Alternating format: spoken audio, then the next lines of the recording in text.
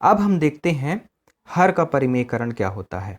हर का परिमेयकरण, परिमेयकरण का आशय होता है परिमेय करना। कैसा करना? परिमेय करना। अब हम परिमेय किसको करेंगे? परिमेय जो होता है उसको तो परिमेय करने की आवश्यकता है नहीं, लेकिन जो अपरिमेय है उसको हम परिमेय कर सकते हैं। यहां पर लिखा है, देखिए, जब एक व्यंजक के हर में वर्गमूल वाला एक पद होता है। कैसा होता है? वर्गमूल वाला एक पद होता है। जैसे ये लिखा है, यहां पर हर जो है वर्गमूल वाला पद है, यानी कि जब कोई संख्या कर्णी चिन्ह के अंदर होती है, आप देख पा रहे हैं यहां पर ये जो दो संख्या है ये कर्णी चिन्ह के अंदर है, तब इसे एक ऐसे समतुल्य व्यंजक में जिसका हर एक परिमेय संख्या है रूपांतरित करने की क्रिया विधि को हर का परिमेयकरण कहते हैं। अर्थात जब ऐसी संख्या हो तब हम इस हर को परिमेय संख्या में बदलते हैं, अर्थात बिना करणी वाली संख्या में बदलते हैं, और इस विधि को हम कहते हैं हर का परिमेय करण। यहां लिखा भी है कि किसी अपरिमेय संख्या के हर को परिमेय में बदलना, यही कहलाता है, क्या कहलाता है? परिमेय करण, यानी परिमेय में बदलना। देखिए, जब हम किसी अपरिमेय संख्या का परिमेयकरण कर देते हैं तब परिमेयकरण करने से प्राप्त मान पहले की परिमेय संख्या के मान के बराबर ही होता है। कहने का आशय यह है कि जब हम परिमेयकरण कर देते हैं तो संख्या के मान में अंतर नहीं आता, यानी जो मान पहले था वही मान ही रहता है, कम या ज्यादा नहीं होता। उदाहरण देखते हैं।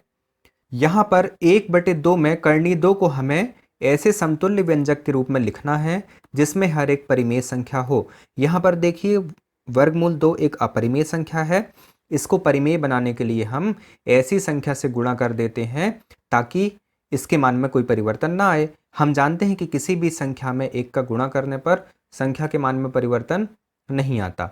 ऐसा ही यहां पर करते हैं। देखिए, कर्णी 2 बटे कर्णी 2 का हम गुणा कर देते हैं क्योंकि इसका मान एक ही है। कितना के बराबर है?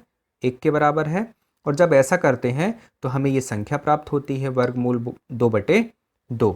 तो इस प्रकार से हम हर का परिमेयकरण यहाँ पर कर देते हैं।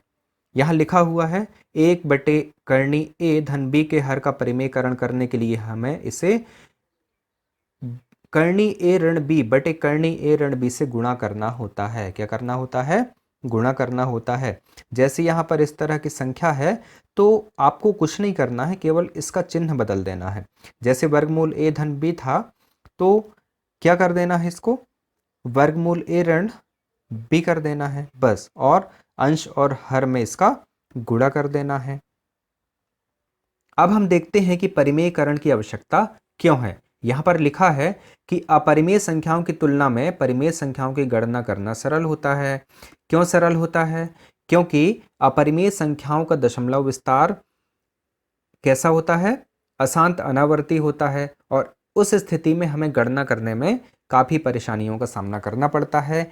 इसीलिए हम क्या करते हैं? परिमेयकरण कर लेते हैं, है ना।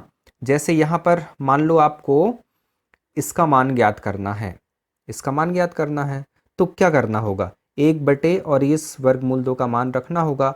अब देखिए, इस गणना को करने में हमें काफी समस्या का सामना करना पड़ेगा। तो इसके लिए हम क्या करते हैं? इस संख्या का परिमेयकरण करते हैं, और परिमेयकरण करने से हमें ये संख्या प्राप्त होती है, हमने अभी आपको बताया था। और इसमें इस वर्गमूल 2 का मान रख देंगे और यहाँ पर 2 से भाग देंगे, तो ये गणना करना हमारे लिए सरल है। तो मैंने अभी आपको बताया कि किस तरह से परिमेय संख्याओं की गणना करना अपरिमेय संख्याओं की गणना करने से अधिक सरल होता है। आगे देखते हैं। मान लो आपको इस संख्या को संख्या रेखा पर प्रदर्शित करना है। कहां प्रदर्शित करना है? संख्या रेखा पर। तब हम जो अभी गणना कर रहे थे, कौन सी गणना? देखिए, ये वाली गणना। तो इसको करने में हमें परेशानी का सामना करना पड़ेगा।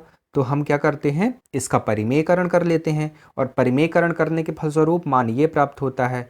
जब ये मान प्राप्त हो रहा है, 0.7 प्राप्त हो रहा है, तो हम निश्चित रूप से कह सकते हैं कि ये जो संख्या है, अर्थात 1/कर्णी 2, ये संख्या रेखा पर कहाँ स्थित है? 0 और 1 के बीच में स्थित है। क्योंकि 0.7 इन्हीं के बीच में आता है। ठीक है, आगे देखते हैं। यहाँ एक संख्या दी हुई है 1/2 धन करनी 3। इसका हमें परिमेयकरण करना है। क्या करेंगे हम? 1/2 धन करनी 3 में इसके अंश और हर में 2 ऋण करनी 3 से गुणा कर देंगे। अभी मैंने आपको बताया था कि जब संख्या a धन करनी b हो हर में, तो इसके अंश और हर में हम a ऋण करनी b से गुणा कर देंगे। तो इसी तरह यहाँ भी कर देते हैं। अब इसका मान कैसे हम आगे बढ़ाएंगे?